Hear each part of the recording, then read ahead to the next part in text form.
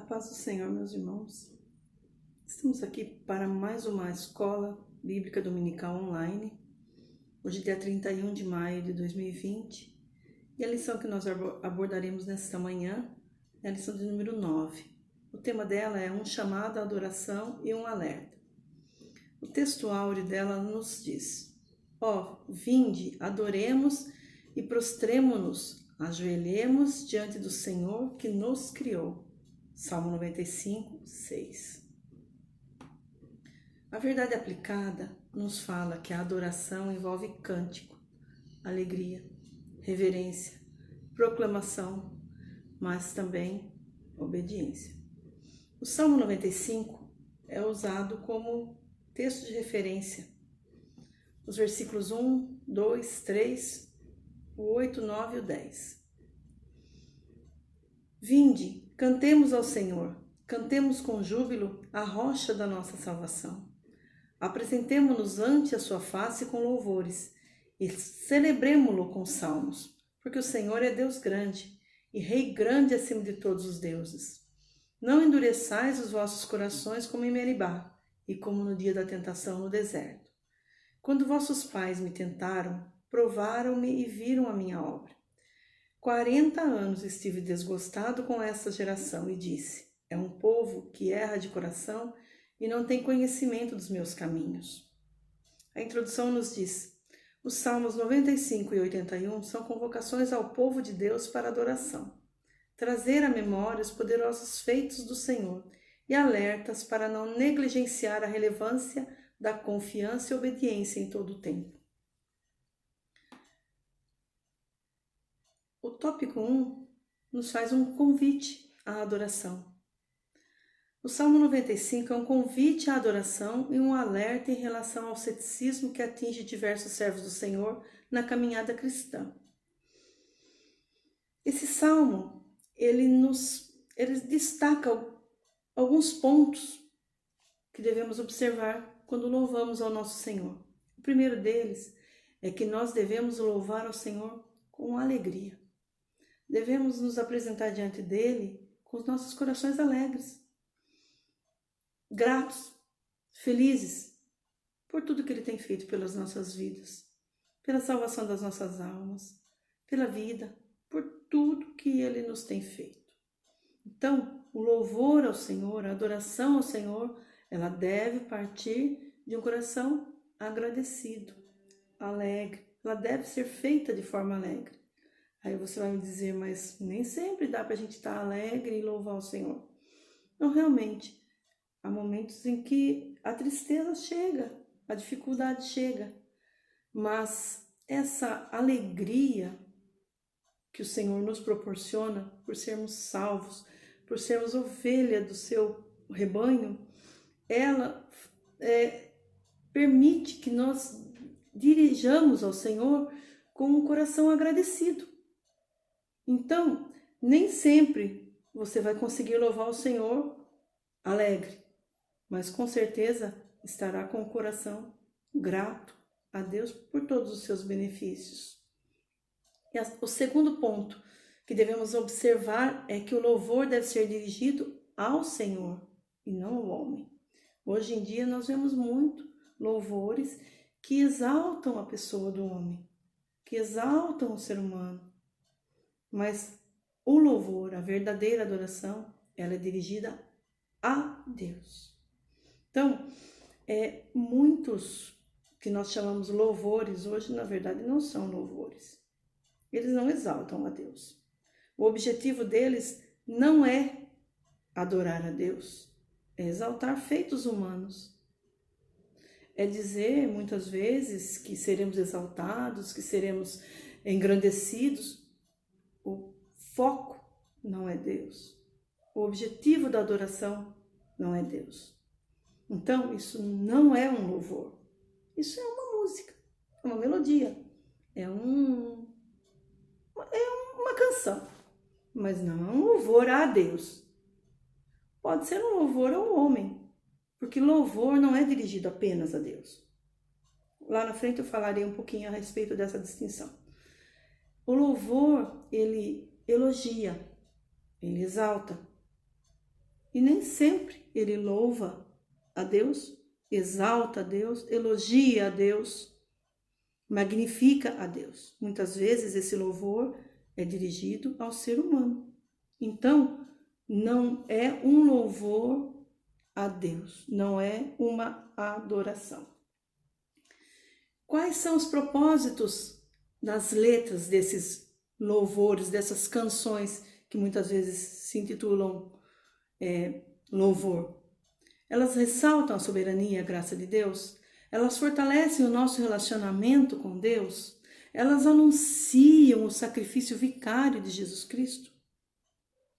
Quando você ouvir um louvor, quando você ouvir uma música que foi passada a você como louvor, que você pensa ser um louvor, examine isso. Veja se ela é dirigida a Deus, se o propósito dela é louvar a Deus, se o propósito dela é ressaltar a soberania e a graça de Deus, se vai ajudar você a estar intimamente relacionado com Ele e se ela anuncia o sacrifício vicário, substituto do nosso Jesus Cristo.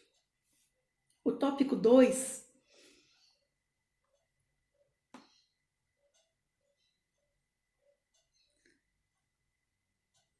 vai nos falar a respeito de entendermos a adoração.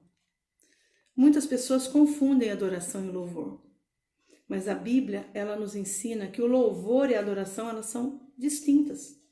Eles são atos distintos. O louvor, muitas vezes, pode ser falso, pode ser apenas da boca para fora. Mas a adoração não. Ela parte de um coração verdadeiro, de um coração contrito, de um coração disposto a realmente reverenciar a Deus e reconhecer a sua soberania. Eu vou dar alguns exemplos na Bíblia, muito claros, dessa distinção.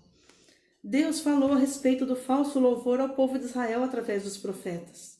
Isaías 29, 13 fala assim: Por isso o Senhor disse, pois que este povo se aproxima de mim, e com a sua boca e com seus lábios me honra, mas tem afastado para longe de mim o seu coração, e o seu temor para comigo consiste em mandamentos de homens, aprendidos de cor. O profeta Ezequiel também fala, no capítulo 33, do 31 ao 33, O meu povo vem a ti, como costuma fazer, e se assenta para ouvir a tua pregação, mas não coloca a palavra em prática. Com a boca eles chegam e expressam louvor e devoção, mas o coração dessa gente dá mais importância ao lucro e estão ávidos por ganhos injustos. O Evangelho de Marcos, Jesus também fala, no capítulo 7, versículo 6, Ele, entretanto, lhes afirmou, Bem profetizou Isaías a respeito de vós, hipócritas, pois assim está escrito, Este povo me honra com os lábios, mas seu coração está longe de mim. Mas a Bíblia também faz menção a verdadeiros adoradores. Em relação a Ana, no primeiro livro de Samuel, capítulo 1, no verso 28. Por isso também ao Senhor eu o entreguei por todos os dias que viver, pois ao Senhor foi pedido, e adorou ali ao Senhor. Essa adoração de Ana não foi no momento em que ela soube que ela tinha concebido Samuel, nem no momento que Samuel havia nascido. Essa adoração de Ana ao Senhor, ela ocorreu no momento em que ela foi ao templo entregar Samuel, cumprir o seu voto, deixá-lo perante o Senhor. Então, talvez o coração dela estivesse triste no sentido de separar-se do seu filho, mas ela estava grata ao Senhor pelo grande benefício que ele tinha concedido a ela, e ela verdadeiramente adorou ao Senhor. No capítulo 2, versículo 1, ela ora ao Senhor. Então orou Ana e disse, o meu coração exulta ao Senhor, o meu poder está exaltado no Senhor. A minha boca se dilatou sobre os meus inimigos, porquanto me alegro na tua salvação. Não há santo como o Senhor, porque não há outro fora de ti, e rocha nenhuma há como o nosso Deus. Em outra situação também de dificuldade, por isso que nem sempre a tristeza. Geralmente, a tristeza não impede o louvor. Atos 16, 25. E perto da meia-noite, Paulo e Silas oravam e cantavam hinos a Deus, e os outros presos os escutavam. Então, mesmo nas situações de adversidade, é possível louvar ao Senhor com um coração grato, alegre pelos seus benefícios. Tópico: entendendo que a adoração nos fala, ele cita o Salmo 95, verso 6, e nos diz: ó vinde, adoremos e prostremo-nos, ajoelhemos diante do Senhor que nos criou. Nele é um convite para 3 atos. O primeiro é adorar, o segundo ajoelhar, o terceiro é prostrar. O conceito de adoração. O conceito de adoração, por vezes, como eu já disse, é confundido. Muitas vezes as pessoas confundem louvar com adorar. E muitas vezes também acham que é apenas apresentar alguns cânticos, participar do culto. No entanto, adorar vai além do que simplesmente um louvor ou participação de um culto. A adoração consiste em prestar reverência, humilhar-se diante do eu sou, reconhecendo a sua soberania e observando os seus preceitos. Se muitas vezes nós não conseguimos adorar a Deus com a nossa maneira de viver, com a nossa maneira de falar, não conseguimos adorar a Deus com o nosso olhar,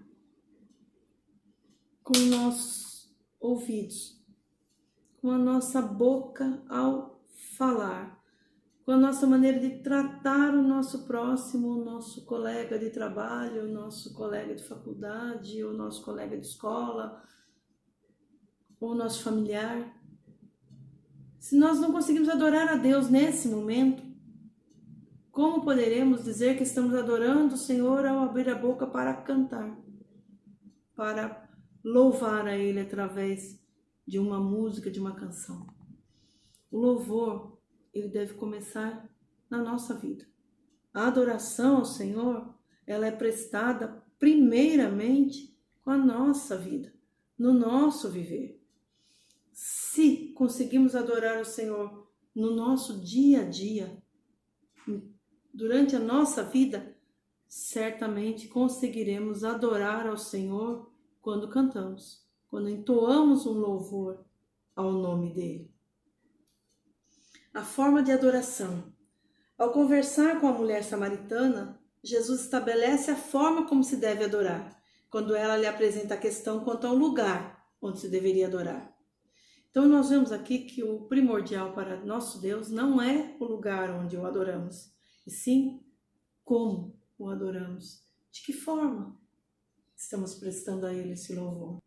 O Senhor Jesus disse à mulher que o Pai procura adoradores que o adorem em espírito e em verdade. Tanto judeus como samaritanos costumavam adorar, em lugares específicos. No caso, os judeus adoravam ao Senhor em Jerusalém, mas os samaritanos o adoravam em Samaria. Então, e a mulher achava que isso era importante, mas Jesus disse a ela que não, que a forma como o adoramos é muito mais importante do que o lugar onde o adoramos. O simbolismo sem substância não tem qualquer valor para Deus, é mero cumprimento de rituais. Quantos afirmam que adoram o Senhor, mas as suas condutas estão longe de representar uma atitude de adoração verdadeira. A adoração que apenas cumpre aspectos rituais, mas não espelha os atributos de Deus, é uma adoração falsa. O item 3. É preciso estar atento à palavra de Deus. Enquanto adora, o povo de Deus deve manter atenção às admoestações e aos alertas de Deus ao seu povo e procurar aprender para não incorrer nos erros do passado. Nós devemos primeiramente ouvir a voz de Deus.